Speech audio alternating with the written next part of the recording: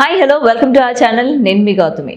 So పండగలు లేకపోతే ఎటువంటి ఫెస్టివల్స్ కానీ లేకపోతే ఏదైనా అకేషన్స్ ఉంటేనే తప్ప మన ఈ మధ్య కాలంలోని మీకు తెలుసో తెలియదో నాకు తెలియదు కానీ ప్రతి ఒక్క ఇళ్లలోని రాగి గిన్నెలు అంటే రాగి సామాన్లు అనేవి బాగా ఎక్కువగా ఉండేవి అనమాట.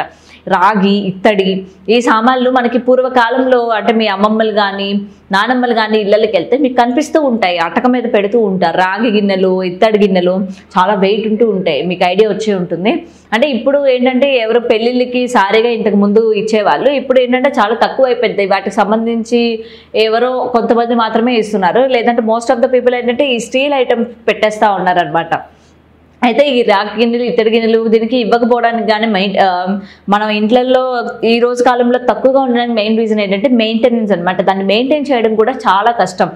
మనకి అవి నల్లగా అయిపోతూ ఉంటుంది, లేకపోతే జిడ్డు బారిపోతూ ఉంటుంది, దుమ్ము ఏర్పడుతూ ఉంటుంది. మనం ఏమంటారు ఎప్పుడో పండుగలకి తీసి తోముకోవడానికి అది వీలవుతుంది అనమాట. ఎవ్రీడే మనం వాడడానికి కూడా యూజ్ అవ్వదు అవి. ఇవి చాలా వెయిట్ ఉంటాయి. దానిలో మనం వండుకోవడం కానీ లేకపోతే తినడం కానీ ఇట్లాంటివి ఏమి చేయం. పండుగలు వచ్చాయనుకోండి, అప్పుడు దేవుడు ముందు పెట్టడానికి ఆ ముంతలో లేకపోతే పల్లెలో ఆ పరిస్థితుల్లోనే మనం వాడాల్సి వస్తుంది తప్ప నార్మల్ టైం అప్పుడు ఏదో ఒక డెకరేషన్ పీస్ లాగా మనం ప్లేస్ చేస్తూ ఉంటాము. అందుకని ఎక్కువ ఈ మధ్యకాలంలో ఎవరి ఇళ్ళల్లో కూడా కనిపించట్లేదు ఇట్లాంటి సామాన్లు. మన అమ్మమ్మ ఇళ్ళలో వాళ్ళ ఇళ్ళల్లో అయితే చాలా చక్కగా ఉంటాయి. పెద్ద పెద్ద అండాలు, డేక్షాలు ఉంటాయి. వాళ్ళు కూడా చక్కని మెయింటెనెన్స్ ఉంటుందండి. వాళ్ళు ఏంటంటే మనకి నెలకు ఒకసారి అని కానీ లేకపోతే పండగలప్పుడు కానీ ఇట్లా పెట్టుకుంటూ ఉంటారు. అయితే చాలా వరకు ఏంటంటే వీటిని క్లీన్ చేయాలంటే ఎక్కువ శాతం అందరూ ప్రిఫరెన్స్ ఇచ్చేది చింతపండు.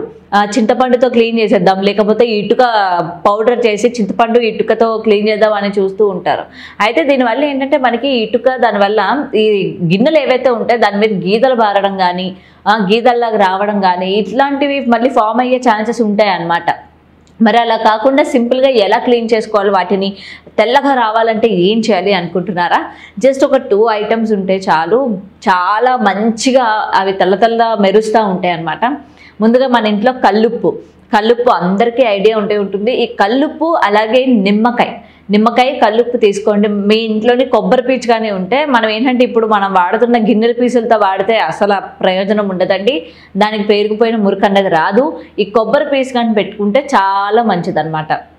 కొబ్బరి పీస్ తీసుకోండి, దాని మీద కల్లుప్పు కొంచెం నిమ్మకాయ పిండుకొని దాంతో మీరు ఈ ఇత్తడి గిన్నెలు కానీ రాగి గిన్నెలు కానీ క్లీన్ చేస్తున్నట్లయితే మీకు దాని మీద ఉన్న నల్లతనం లేకపోతే దాని మీద ఏర్పడిన ఏమంటారు ఆ జిడ్డు కానీ మురికి కానీ ప్రతిది కూడా పోయి మీరు కొన్నప్పుడు ఎలాగైతే ఉందో అలా తయారవుతాయి అన్నమాట. ఎక్కువ మనం ఇప్పుడు చింతపండు కూడా ఎవరు పెట్టట్లేదండి. రేట్లు బాగా ఎక్కువైపోయినాయి కదా. చింతపండు కూడా తినడానికి వాడుకోవడానికే మనం స్పెండ్ చేయడం లేదు. ఇంకా తోమడానికి స్పెసిఫిక్గా తెచ్చుకోవాలంటే అమ్మో చాలా కష్టం. కాబట్టి ఇలా సింపుల్గా ఈ 2 ఐటమ్స్ మీరు పెట్టుకొని క్లీన్ చేసుకున్నట్లయితే చాలా మంచి ఉపయోగాలు మీకైతే ఉంటాయి. అండ్ ఎవరికైనా బయట ఇప్పుడు మనకి షాప్స్లో దొరుకుతున్న రాగి ఇత్తడి నాకు తెలిసి ఇవి ఒరిజినల్ కాదు, బట్ అయినా అవి ఏమంటారు పూర్వకాలంలోనే ఇవన్నీ మనం చూసాము. ఇప్పుడు కూడా ఎక్కడో కొంతమంది వరకే ఇస్తూ ఉన్నారు. మరి నెక్స్ట్ జనరేషన్స్కి వచ్చేసరికి పిల్లలకి తెలియకపోవచ్చు, ఆహా ఇత్తడి గిన్నెలు అంటే ఇవా, రాగి గిన్నెలు అంటే ఇవా, ఇవి ఇలా ఉంటాయా అన్నట్టు కూడా తయారైపోతుంది అనమాట సిచ్యువేషన్.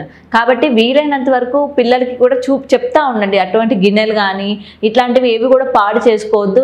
ఏమంటారు తీపి గుర్తుల్లాగా లేకపోతే మీ పిల్లలకి ఫ్యూచర్ పిల్లలకి అవసరమయ్యేటట్టు కూడా వాటిని పెట్టుకోండి.